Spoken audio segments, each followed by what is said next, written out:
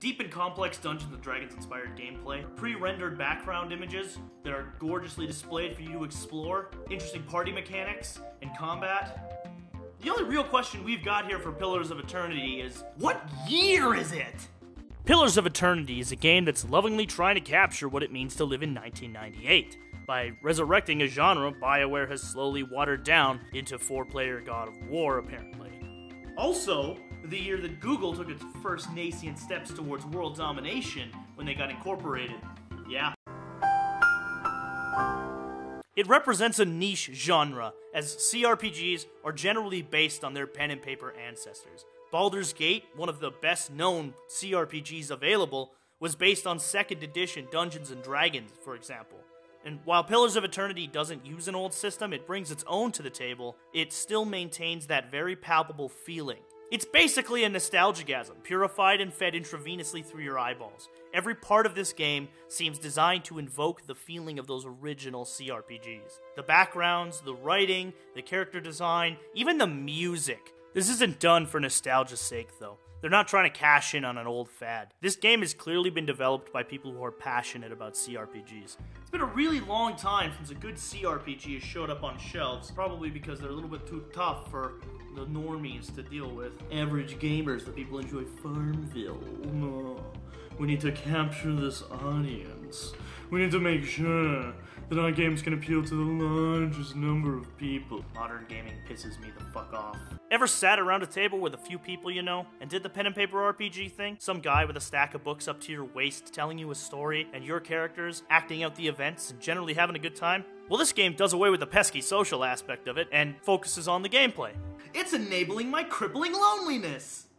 The game does a really good job of explaining its rules to you, if you dig deep enough, and understanding these rules is key to mastering its real-time combat. Also pausing, because nothing makes me happier than doing something fun and then abruptly stopping every 3 seconds. It is fairly playable without pausing using its slow combat mode. It does also have a fast-forward mode for when you're exploring, which is really nice. The game centers on exploring, talking to people, fighting bad dudes, and completing quests, and here is, in my opinion, one of the spots where Pillars of Eternity beats out on every modern RPG. Hey, Dragon Age. I'm fucking looking at you.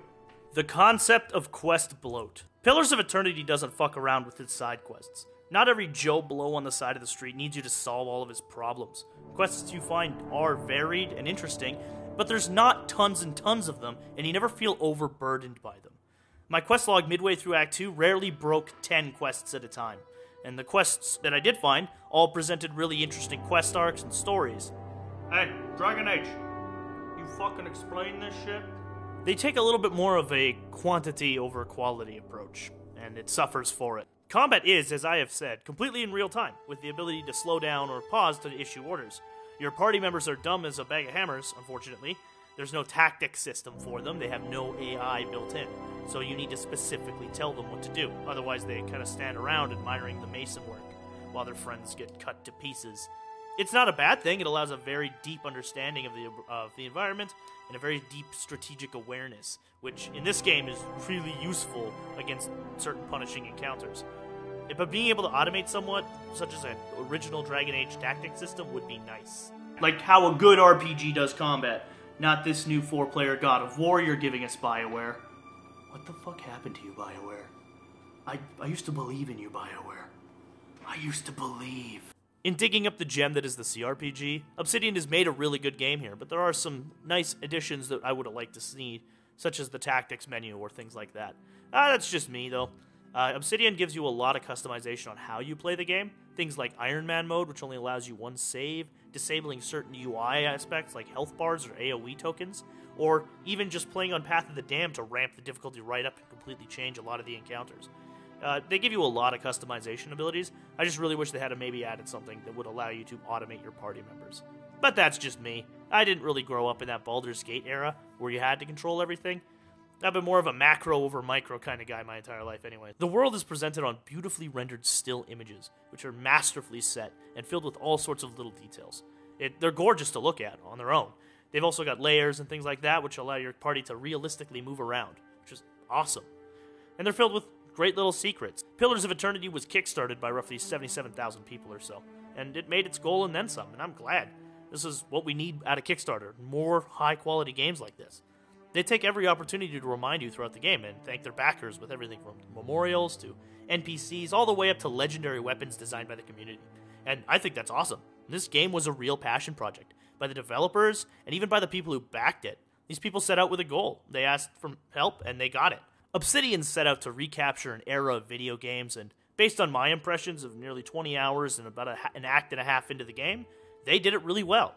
This game harkens back to that golden age of RPGs, the year that Bill Clinton received oral sex while in office. And it will resonate with fans and new players alike. Hey guys, I just want to thank you for coming down and watching my first impressions of Pillars of Eternity. It's a game that I'm really excited to get a little bit deeper into because it's insanely fun and stupidly hard. But yeah, thank you very much for coming down. If you enjoyed this, please like and subscribe. You know, the wonderful button just by clicking on the orange Hatter logo there. Or you can check out some of the other stuff I've thrown on the internet randomly by clicking on one of the 2 annotations. Thank you very much, and you have a good one.